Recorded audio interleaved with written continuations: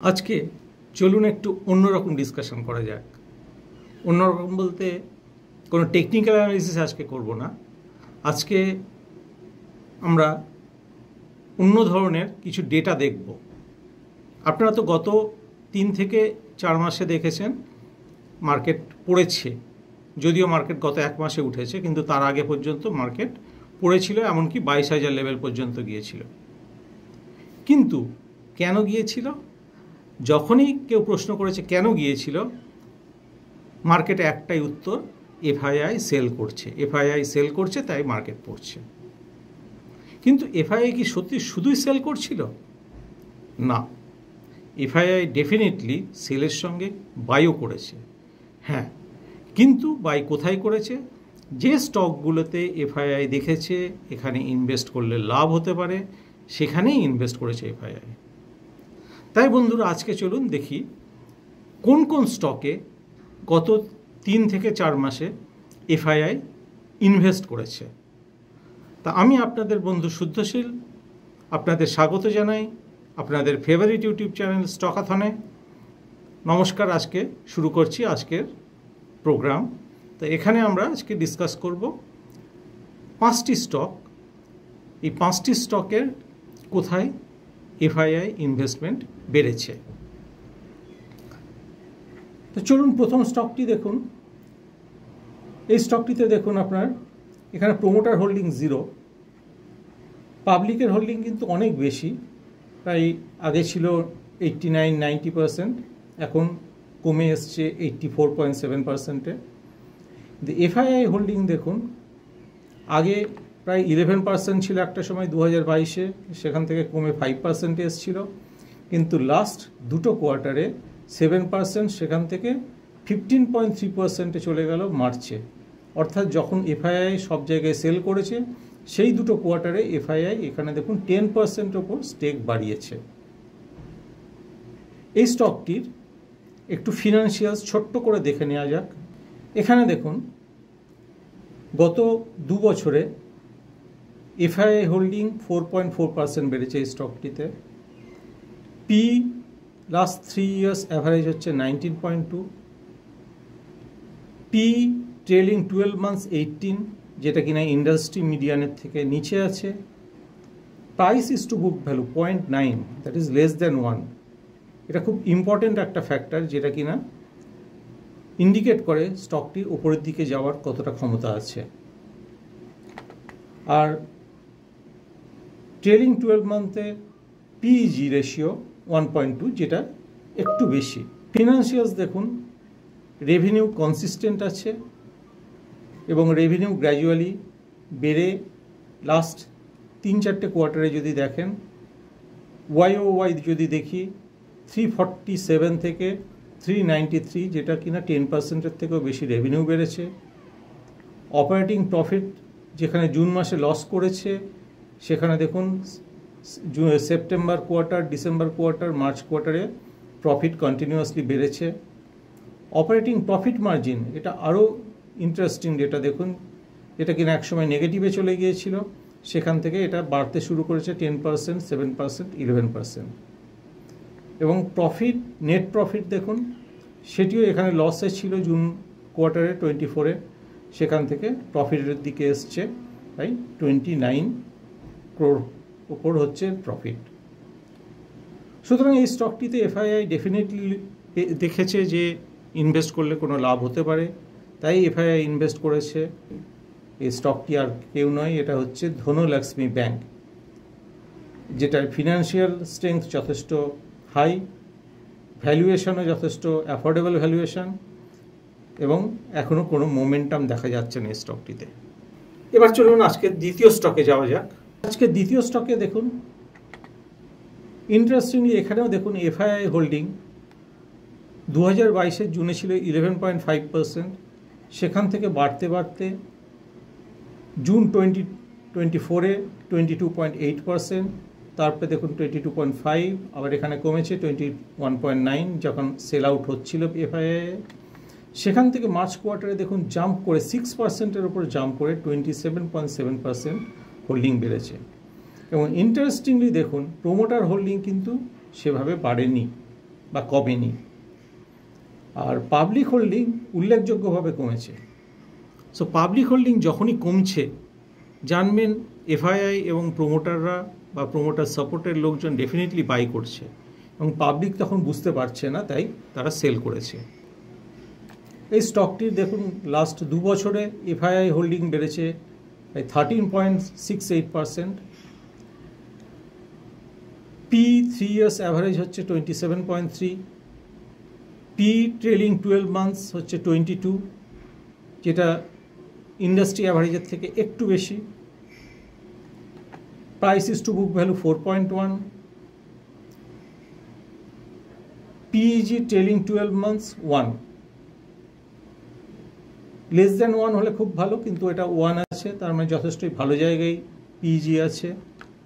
এবার এর রেজাল্টস দেখে নেওয়া যাক।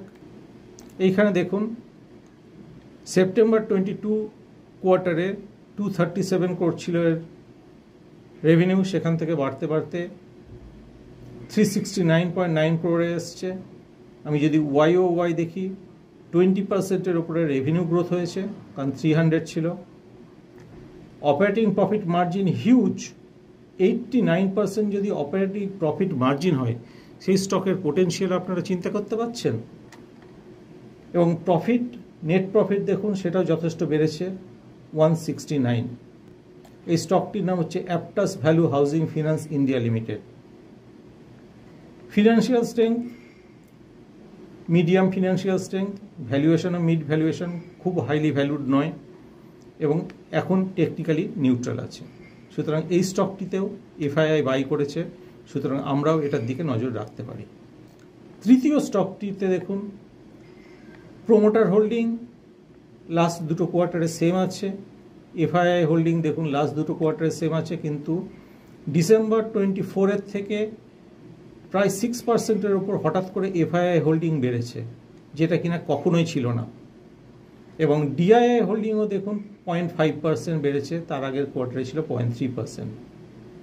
এবং পাবলিক হোল্ডিং দেখুন 27 ছিল, সেখান থেকে 24-এ নেমে এসছে। তার মানে ডেফিনেটলি এই স্টকে কিছু একটা কুকিং চলছে। এবার এর ফিনান্সিয়ালস দেখে নেওয়া যাক। তো দেখুন লাস্ট 2 বছরে এফআইআই হোল্ডিং বেড়েছে 7.12%, পি 3 ইয়ার্স অ্যাভারেজ হচ্ছে 52.3, পি ট্রেলিং 12 মান্থস 344.7, খুবই হাই আছে। তার কারণ কোম্পানিটি লস মেকিং থেকে প্রফিটের দিকে যাচ্ছে, সেই কারণে পি এত high. Price is to book value 7.1, এটাও কিছুটা হাই আছে। এবং ট্রেলিং 12 মান্থসের পিজি রেশিও -3.9, এটাই ইন্টারেস্টিং, যেটা আমি আপনাকে বলছিলাম আপনাদের, যে মাইনাস থেকে প্লাসের দিকে যাচ্ছে, লস মেকিং থেকে প্রফিট মেকিংয়ের দিকে যাচ্ছে, সেই কারণে পিইজি আপনারা নেগেটিভ পাচ্ছেন। এবার ফিনান্সিয়াল প্যারামিটার্স দেখুন, সেপ্টেম্বর 22-তে 192 ক্রোর ছিল রেভিনিউ, সেখান থেকে রেভিনিউ কমেছিল। তারপরে দেখুন মার্চ 24-এ ছিল 176 ক্রোর, সেখান থেকে এখন হয়েছে 191 ক্রোর, অলমোস্ট 10%-এর কাছাকাছি জাম্প হয়েছে ওয়াই। অপারেটিং প্রফিট মার্জিন 16.86%, যথেষ্ট ভালো, এবং দেখতে পারেন যে আগেও এই লেভেলেই মার্জিন ছিল।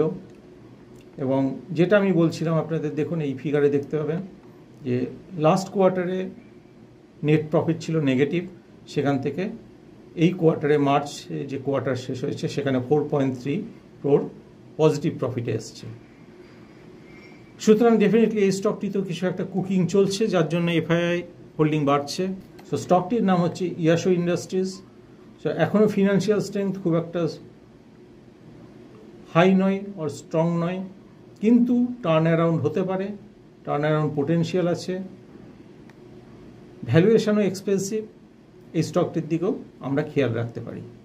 আজকের চতুর্থ স্টক হলো, স্টকটির নামে আসার আগে দেখি এফআইআই হোল্ডিং কীরকম বেড়েছে। দেখুন ডিসেম্বরে ছিল 10%, সেখান থেকে 14.2% হয়েছে, অর্থাৎ এফআইআই হোল্ডিং 4% বেড়েছে এখানে। প্রোমোটার হোল্ডিং লাস্ট কোয়ার্টারের থেকে একটু কমেছে, অর্থাৎ প্রোমোটাররা যে স্টক সেল করেছে সেই স্টকগুলো প্রবাবলি এফআইআই কিনেছে। ডিআইআই ডোমেস্টিক ইনভেস্টররা দেখুন সেখানেও হোল্ডিং বেড়েছে।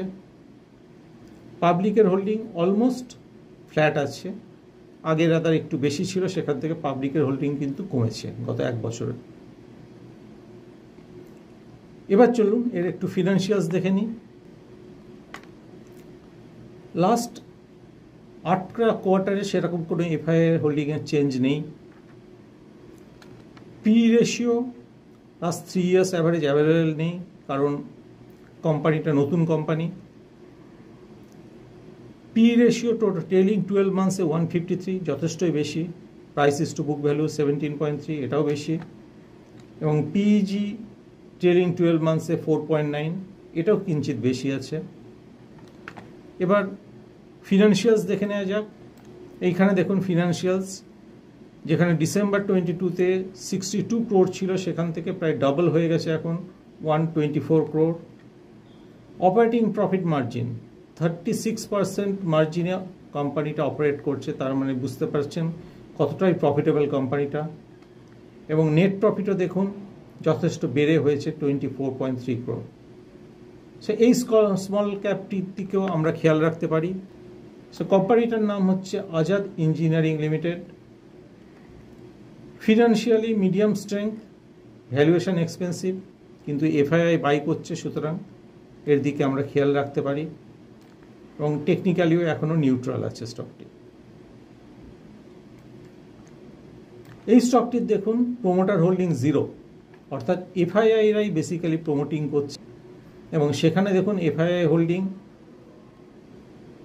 জুন 24-এ ছিল 57%, সেখান থেকে প্রায় 3% বেড়ে গেছে মার্চ 25-এ। যখন এফআইআইরা সেল করেছে তখন এখানে কিন্তু এফআইআইরা স্টেক বাড়িয়েছে। ডিআইআই হোল্ডিং অলমোস্ট ফ্ল্যাট রয়েছে, দেখুন এখানে 16.5 ছিল জুন 22-তে, এখন 17.9, সামান্য বেড়েছে। পাবলিক হোল্ডিং যথারীতি কমেছে, কারণ পাবলিক তখনই সেল করে যখন এফআইআই আর ডিআইআইরা বাই করে, এটাই হচ্ছে পাবলিকের দুর্ভাগ্য। এবার দেখে নেওয়া যাক এর ফিনান্সিয়ালস। এই কোম্পানিতে দেখুন লাস্ট 2 বছরে এফআইআই হোল্ডিং বেড়েছে 0.07%।